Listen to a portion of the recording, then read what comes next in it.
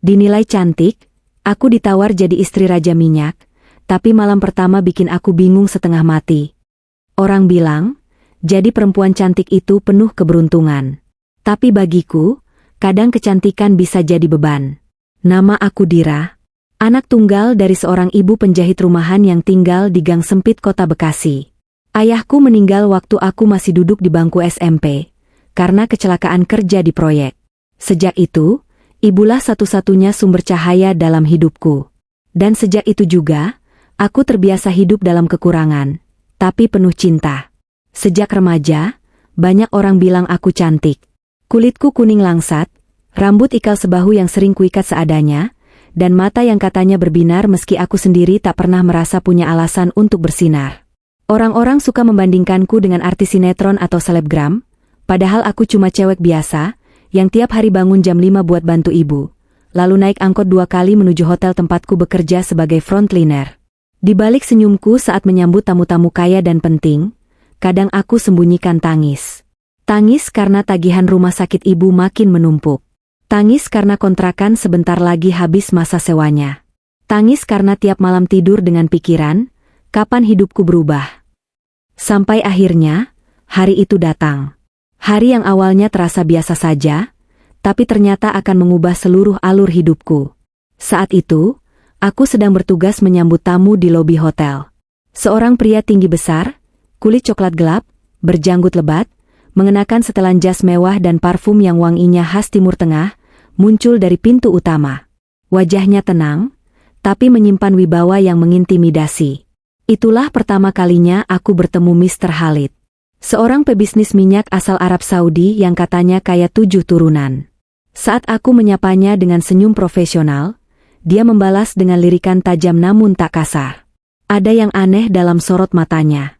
Seperti mengenalku, padahal jelas-jelas kami belum pernah bertemu. Tapi aku tak banyak pikir. Dalam pekerjaanku, bertemu pria kaya dan berkuasa itu biasa. Yang penting tetap sopan, jaga jarak, dan tidak melibatkan perasaan. Namun malam itu, ada hal yang tak biasa terjadi. Beberapa hari kemudian, aku dipanggil manajer hotel.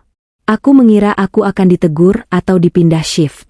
Tapi saat masuk ruangan, Mr. Khalid sudah duduk di sana, santai sambil meminum kopi Arab yang biasa dipesannya. Aku gugup. Sang. Dan saat itulah, ia menatap langsung ke mataku dan berkata dengan logatnya yang kental, "Aku ingin menikahi Dira." Seolah-olah waktu berhenti. Aku tak percaya dengan apa yang kudengar. Ini bukan lamaran. Ini seperti perintah dari seseorang yang tak terbiasa ditolak. "Maaf, Pak, maksudnya?" Tanyaku dengan suara bergetar. Aku tahu ini mendadak. Tapi aku sudah lama tak menemukan wanita dengan cahaya seperti dia. Cantik, tapi juga tulus. Aku duduk terpaku. Dunia seakan berputar lebih cepat dari biasanya. Aku bukan wanita yang mudah tergoda kemewahan. Tapi ucapannya menusuk hati. Karena untuk pertama kalinya, seseorang tidak hanya melihat wajahku, tapi melihat diriku. Sejak hari itu, hidupku mulai berjalan di luar jalur nalar. Malam itu, aku pulang kerja dengan pikiran berantakan. Langit gelap, jalanan macet, tapi yang paling sesak adalah isi kepalaku sendiri. Kata-kata Mr. Khalid masih menggema di telinga. Aku ingin menikahi Dira. Siapa aku sampai bisa dilamar oleh pria sekelas dia? Bukan cuma kaya raya, tapi punya pengaruh besar di dunia bisnis internasional. Di pikiranku, semua terasa seperti jebakan atau candaan aneh. Tapi dari cara bicaranya, tatapan matanya, dan sikapnya yang tenang, aku tahu dia serius. Aku tidak langsung menjawab. Tentu tidak. Aku hanya menunduk dan bilang, "Saya perlu waktu." Dia mengangguk pelan, lalu berkata, "Aku akan tunggu. Tapi jangan terlalu lama, karena hatiku tidak sabar." Kalimat itu terdengar romantis, tapi juga membuatku menggigil. Bukan karena cinta, tapi karena bingung. Sesampainya di rumah kontrakan, aku mendapati ibu sedang duduk di depan cermin kecil, menyisir rambutnya yang mulai menipis karena sakit. Aku memeluknya dari belakang. Aroma balsam dan minyak kayu putih begitu akrab di hidungku. Aku ragu membuka mulut, tapi akhirnya aku cerita. Tentang pria Arab itu. Tentang tawarannya. tentang betapa absurdnya semua ini. Ibu tak langsung merespons. Ia hanya diam lama, lalu akhirnya berkata pelan, "Kalau kau merasa ini jalan baik, dan dia benar-benar menghormatimu, Ibu ikhlas." Tapi justru itu yang membuatku makin kacau. Aku ingin ibu menolak. Aku ingin dia bilang, "Jangan nikah cuma karena uang." Tapi tidak. Ibu memberiku kebebasan. Dan kebebasan itu menyakitkan. Hari-hari berikutnya, Mr. Khalid mengirim bunga hampir setiap pagi. Kadang mawar putih, kadang tulip dari Belanda. Tapi yang paling menyentuh adalah surat-surat yang ia tulis tangan, pakai bahasa Indonesia yang masih terbata-bata. Dalam setiap suratnya, dia menulis bukan tentang kekayaan atau kekuasaan, tapi tentang kesepian. Tentang kehilangan istri pertamanya karena kanker. Tentang rindu akan keluarga. Aku mulai merasakan sesuatu yang berbeda. Bukan cinta, tapi simpati. Ada ketulusan yang ganjil dalam caranya memperlakukanku. Dia tidak menuntut, tidak memaksa, bahkan tidak mendesakku untuk menjawab cepat. Tapi aku tahu, dalam diam, dia berharap. Saat aku menanyakan masa lalunya ke salah satu staf hotel yang pernah kerja di Dubai, mereka membenarkan bahwa Mr. Khalid memang duda kaya raya yang terkenal dermawan. Tapi juga terkenal tertutup. Ia tak pernah dekat dengan wanita sejak kematian istrinya. Aku menatap surat-surat itu di malam keempat, duduk di lantai sambil memeluk lutut. Air mataku jatuh tanpa suara. Aku mulai bertanya pada diriku sendiri, apakah ini cinta yang aneh? Atau ini caraku untuk menyelamatkan hidup ibu? Sampai akhirnya, di malam ketujuh, aku jawab surat itu dengan sepucuk catatan kecil. Aku belum siap menjadi istrimu dalam arti utuh. Tapi aku bersedia mengenalmu lebih dalam. Jika kau bersedia menikahi seseorang yang masih belajar mencintai, maka aku akan berjalan bersamamu. Aku lipat kertas itu, kutaruh dalam amplop, dan kukirim lewat resepsionis hotel. Jantungku berdebar tak karuan. Dan keesokan harinya, Mr. Khalid berdiri di depan kontrakan, memakai jas putih dan senyum yang hangat. Ia tak berkata apa-apa. Hanya menatapku lama, lalu mengangguk. Seolah-olah menjawab, "Aku menerima syaratmu." Dan sejak hari itu, takdirku mulai terajut. Pernikahan kami berlangsung begitu cepat, dan sunyi. Tak ada pesta meriah. Tak ada pelaminan mewah seperti di layar televisi. Hanya sebuah akad sederhana di ruang kecil sebuah villa eksklusif di puncak. Undangan terbatas, ibu, 2 tetanggaku yang membantu sejak kecil, 1 sahabatku dari hotel, dan 2 rekan bisnis Mr. Khalid dari Dubai. Semuanya terasa tenang. Tapi juga anehnya, hening yang mencekam. Aku mengenakan kebaya krem pucat yang dijahitkan khusus oleh ibuku. Bukan dari kain mahal, tapi penuh cinta.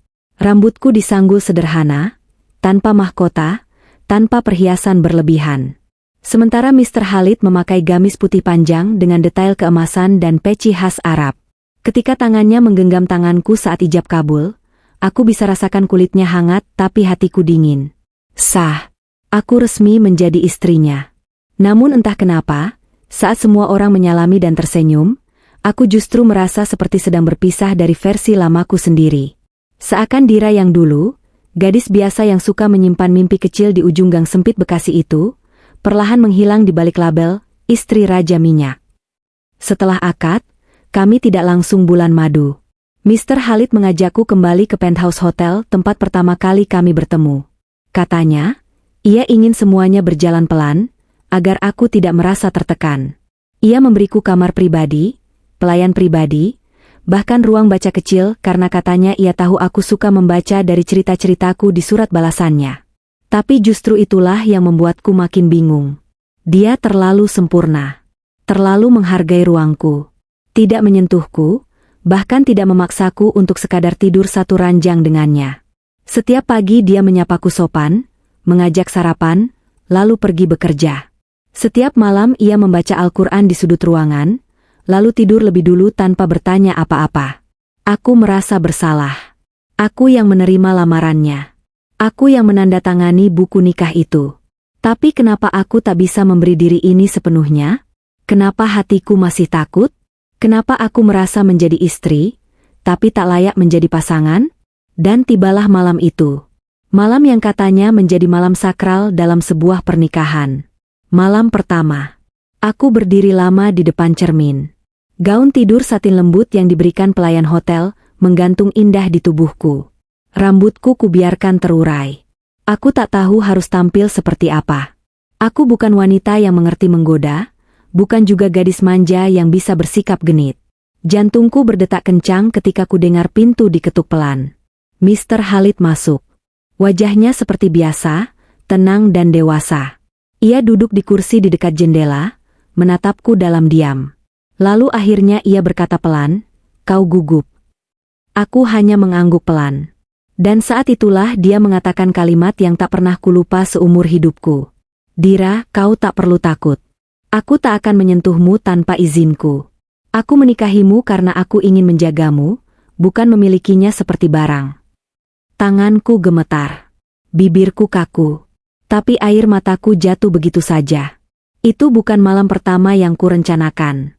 Tapi mungkin, itu malam pertama yang dibutuhkan hatiku. Aku masih berdiri di depan cermin, mematung. Tak ada kata yang cukup untuk menjelaskan perasaan malam itu.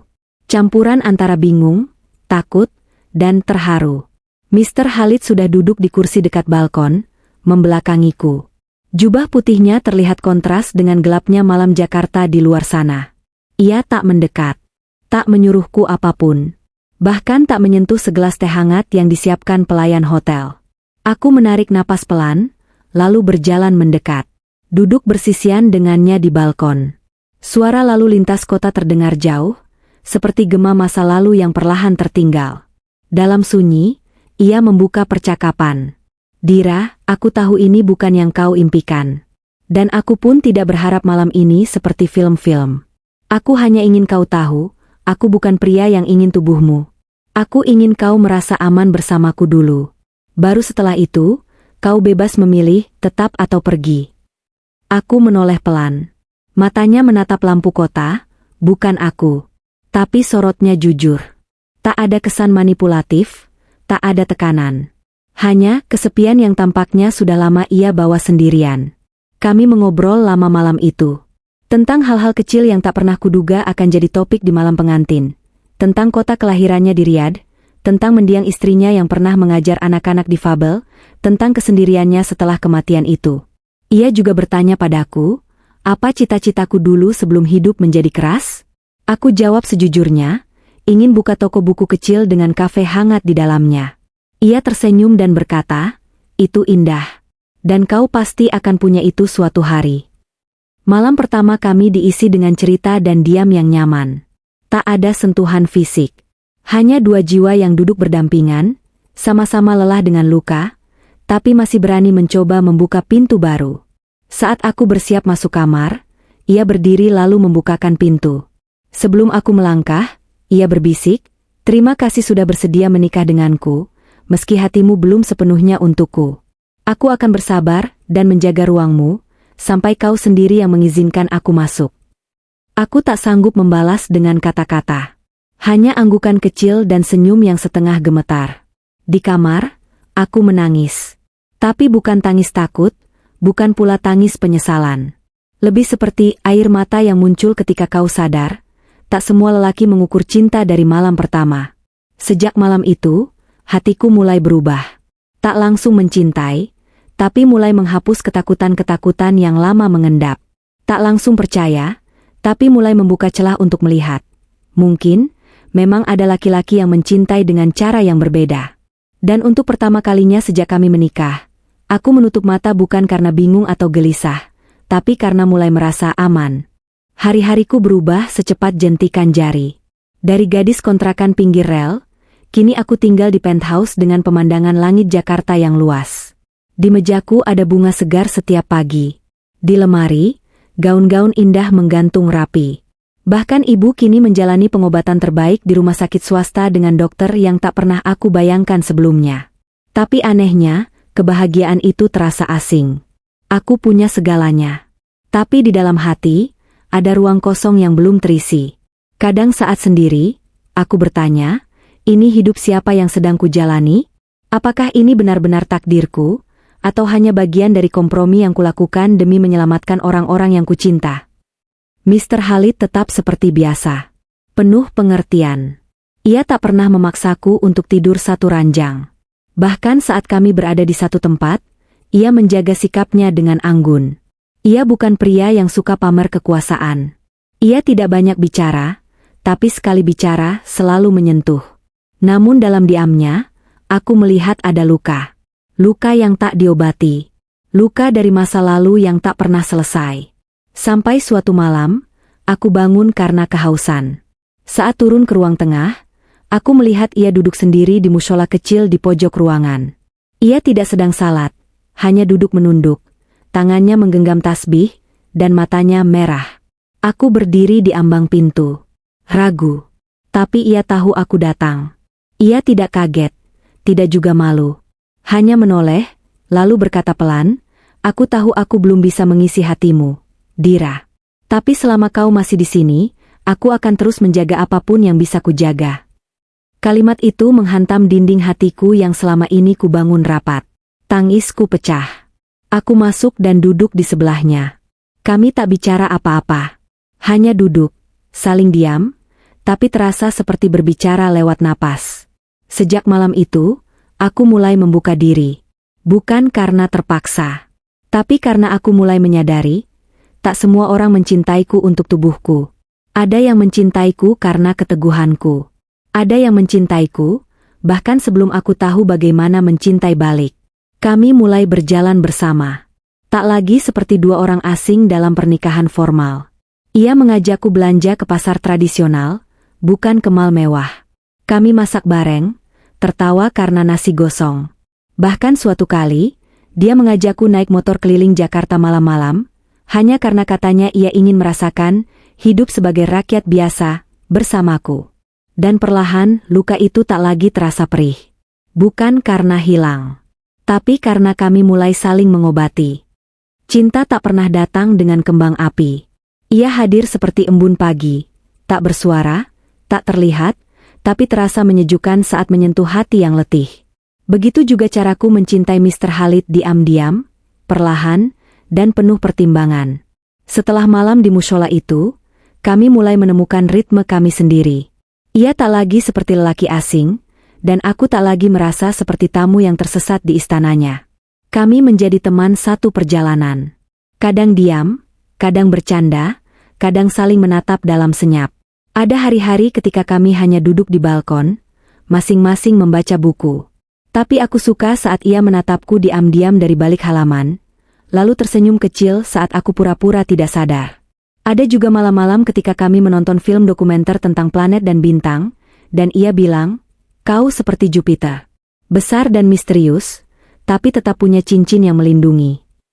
Aku hanya tertawa waktu itu, tapi diam-diam, hatiku menghangat. Pernah suatu hari, kami pergi ke pasar tradisional. Aku yang minta. Kupikir dia akan menolak. Tapi justru dia menyanggupi dengan antusias. Ia bahkan ikut menawar cabai rawit dan tempe dengan bahasa Indonesia yang patah-patah. Pedagang pasar sampai salfok dan memanggilnya, "Bang Haji Arab." Kami tertawa sepanjang jalan pulang. Tapi bukan berarti semuanya mudah. Ada hari-hari ketika aku kembali dikejar rasa bersalah. Aku masih belum bisa memberi tubuhku seutuhnya. Aku masih takut. Bukan karena dia, tapi karena pengalaman masa lalu. Aku pernah hampir diperkosa oleh pacarku saat SMA. Sejak itu, ada tembok dalam diriku yang sulit dirobohkan. Suatu malam, aku menangis dalam tidurnya. Aku bermimpi buruk. Dan saat kubuka mata, dia sedang duduk di tepi ranjang, menatapku cemas. "Apa aku boleh pegang tanganmu?" tanyanya. Aku mengangguk. Ia menggenggam tanganku, hangat dan tak menekan. "Kau boleh sembuh dengan caramu. Aku akan tunggu, selama kau mau aku di sini." Itulah malam ketika aku sadar, aku sudah mencintainya. Bukan karena ia penyabar. Bukan karena ia kaya. Tapi karena ia mau tinggal, bahkan ketika hatiku belum sepenuhnya bisa dihuni. Sejak itu, aku mulai menyentuh balik. Aku yang mulai menawarkan genggaman. Aku yang mulai membelai rambutnya saat ia tidur di sofa. Aku yang mulai mencium pipinya sebelum pergi kerja. Dan ia, seperti biasa, hanya menatapku dalam dan berkata, "Terima kasih, Dira. Karena sudah berani mencintaiku. Aku mungkin tak punya kisah cinta yang instan. Tapi aku tahu, ini adalah cinta yang tumbuh dari kejujuran dan luka yang disembuhkan bersama. Sudah hampir 1 tahun sejak aku menerima lamaran yang dulu terasa seperti mimpi tak masuk akal itu. Kini, setiap pagi aku membuka mata dan mendapati diriku bukan lagi di kamar sempit beratap seng, tapi di ruangan hangat penuh cahaya dengan secangkir teh yang selalu disiapkan oleh Mr. Khalid sendiri. Ia tak pernah mengizinkan pelayan menyentuh rutinitas pagiku. Katanya, istriku bukan tamu di rumahnya sendiri. Hari-hari kami tak selalu sempurna. Tapi itulah yang justru membuatnya nyata. Ada hari ketika aku bad mood tanpa alasan, dan dia hanya duduk diam menungguku reda. Ada malam ketika ia terlalu lelah bekerja, dan aku menyelimutinya diam-diam, lalu duduk membaca di sebelahnya. Pagi ini, kami duduk di teras sambil menikmati udara Jakarta yang jarang bersahabat. Di tanganku ada buku, di tangannya ada koran berbahasa Arab yang aku tak mengerti sama sekali. Tapi setiap 10 menit, dia selalu menoleh, memandangi wajahku, lalu tersenyum tanpa suara. Dan pagi itu aku membalas senyumnya, lalu berkata lirih, "Aku cinta kamu." Dia diam. Matanya membelalak sebentar, lalu memejam perlahan, seolah menahan air mata. Ia bangkit dari kursinya, lalu duduk di hadapanku. Tangannya menggenggam tanganku erat. "Aku sudah cinta padamu bahkan sebelum kau mengerti apa yang kau rasakan. Tapi aku tahu cinta bukan hadiah. Ia adalah pilihan. Dan hari ini, kau memilihku. Itu lebih dari cukup." Aku menangis. Tapi itu adalah tangis paling bahagia dalam hidupku. Tak ada pesta.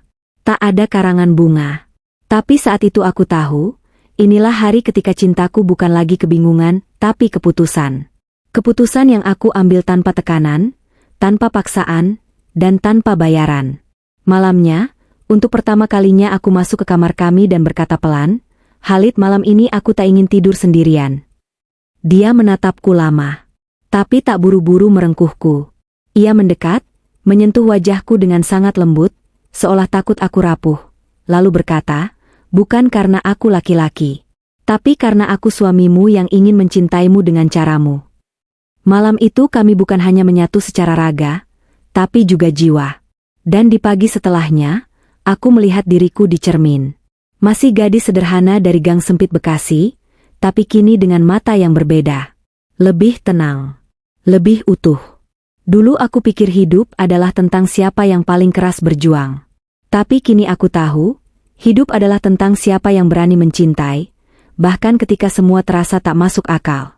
Aku tak pernah bercita-cita menjadi istri Raja Minyak. Tapi aku bersyukur karena semesta mempertemukanku dengan seseorang yang bisa melihat diriku, bukan hanya wajahku. Dan jika ada satu hal yang ingin kusampaikan pada siapapun yang sedang bingung seperti dulu aku, itu adalah, cinta sejati tak selalu datang dari yang kamu tunggu. Tapi ia selalu datang pada mereka yang berani membuka hati, meski hatinya masih patah.